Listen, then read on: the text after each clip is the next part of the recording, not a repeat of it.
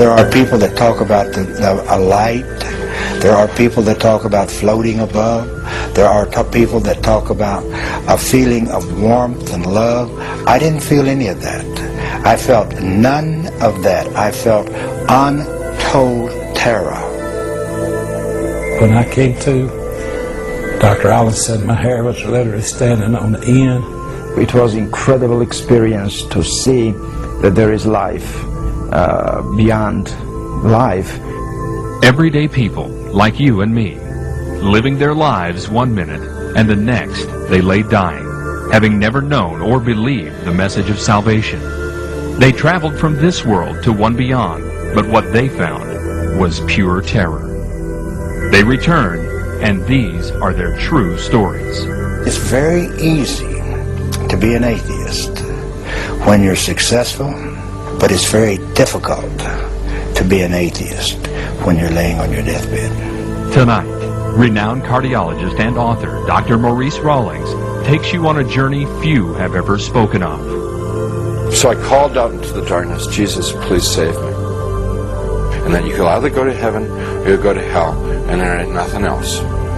Hear the voice of one that has heard the screams. This may be your only chance to safely go to hell and back.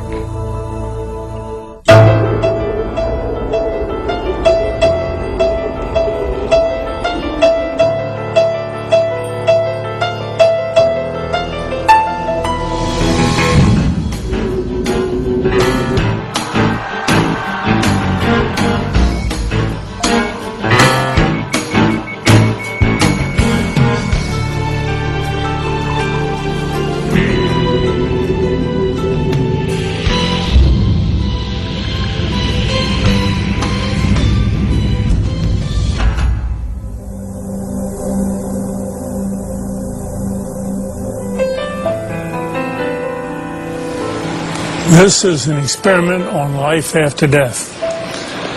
All through history, man has predicted life after death. All Bibles are based on life after death, all religions. But where are they? Who's come back to show us there's life after death? But now, through modern resuscitation methods, bringing the heart back, bringing breathing back, you and I can now bring a whole population of people back to talk to us about what's on the other side of death. See what you believe in some of these cases that we're going to present. The good ones are a dime a dozen because people love to tell about this wonderful experience after I died and I came back.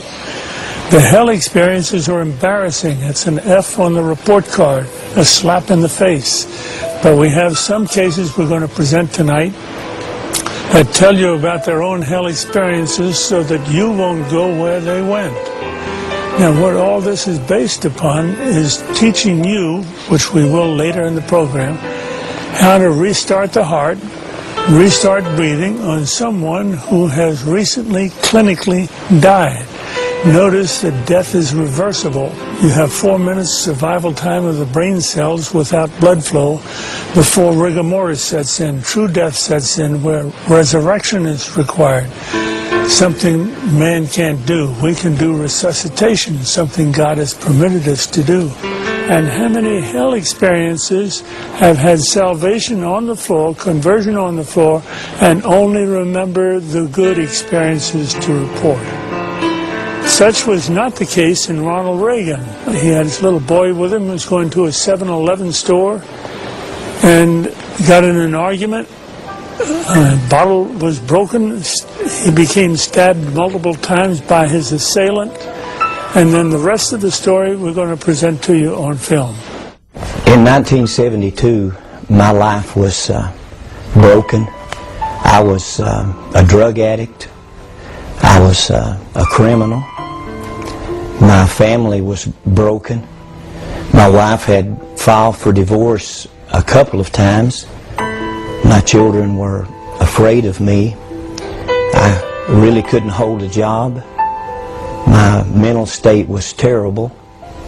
And it was in that frame of life that I took my 6-year-old son one night and went down to a little market going inside to purchase some things. And on the way in to that market, I met a gentleman coming out the door, and an argument erupted, and before I knew it, I had just hit him, knocked him down, and he fell into a stack of bottles. The bottles bursted, and immediately he leaped up with a broken bottle and began to stab at me. I lifted my left arm to try to stop the blow, and the bottle actually severed the biceps muscle, the major arteries in my arm, and I was bleeding to death in just a matter of seconds. But full of anger and hatred and rage, I kept fighting and kept bleeding. My little son was screaming. He was hysterical. But the man that ran the store came over and said, if you don't get to a hospital, you'll bleed to death in just a few minutes. So he actually took me in my own automobile to the hospital, and when we entered the emergency room, I was barely conscious. And as the medical attendants began to work on me, I could hear their voices, and I could hear them saying, "We can't help him. He'll have to be transported to another hospital. Probably will lose the arm." And as they loaded me into an ambulance, my wife had arrived by that time and got in the ambulance with me. But as they pulled out of the parking lot of that hospital, a young paramedic looked down into my face, and I could barely see him. I was so weak. But he said, "Sir, you need Jesus Christ." And I didn't know Jesus. I didn't know what he was talking about. So my reaction to that was to begin cursing.